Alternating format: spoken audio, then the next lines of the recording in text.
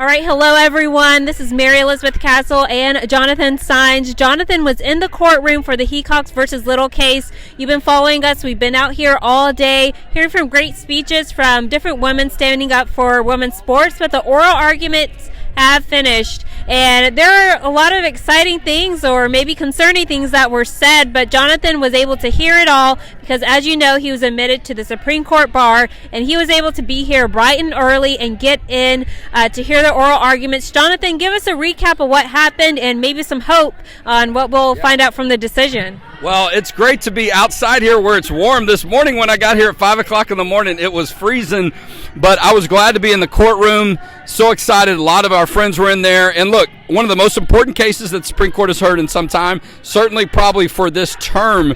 And, you know, I came out of the oral argument feeling really good about our chances to have success. And a big part of it was, Mary Elizabeth, the other side could not even define what a woman is. And that question was asked, okay? I'm not exaggerating. Justice Alito asked, well, can you define what a woman is or what a man is? And it's very critical to this issue. Definitions matter. The other side wants to redefine Title IX. They don't want to follow a consistent definition of sex, or they don't want to a consistent definition of the Equal Protection Clause. All these things that have benefited women for so long, they want to do away with. I mean, I came away with it thinking they don't want to have any specific definitions on this issue. You know, just have everybody playing the same sport at all different levels. But we know how devastating that would be for women. We know it was cited in one of the briefs.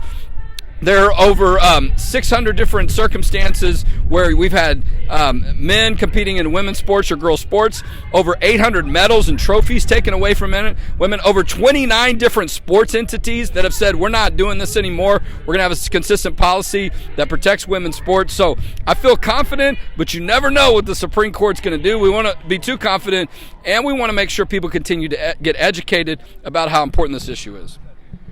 Wow, that's an amazing recap. How was it to be in there and hear the oral arguments and just be with some of our friends, too, from family policy councils and ADF? Just tell us about that experience. Well, listen, to be in the United States Supreme Court room for one of the most important cases that they've heard in some time, as a lawyer, it was absolutely incredible. And you don't have to be a lawyer to appreciate that kind of place and that building and the magnitude of the moment. But it's kind of like the Super Bowl for us law and policy people, right? For us lawyers to be in there, but it's also, it gives you some reverence too for how important it is, the role that different people in.